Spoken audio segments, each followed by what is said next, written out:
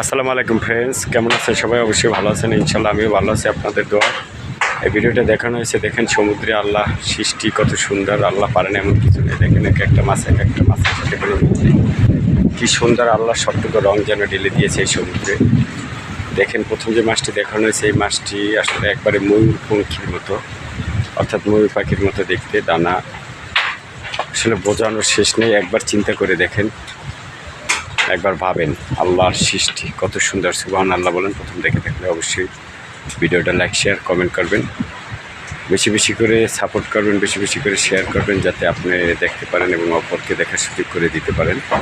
এই চেষ্টা করবেন এবং ভালো ভালো ভিডিও তৈরি করার জন্য অবশ্যই আমি আছি আপনাদের মাঝে, ইনশাল্লাহ থাকবো। আপনাদের অনুপ্রেরণা করলে আরও দূরে এগিয়ে যাব।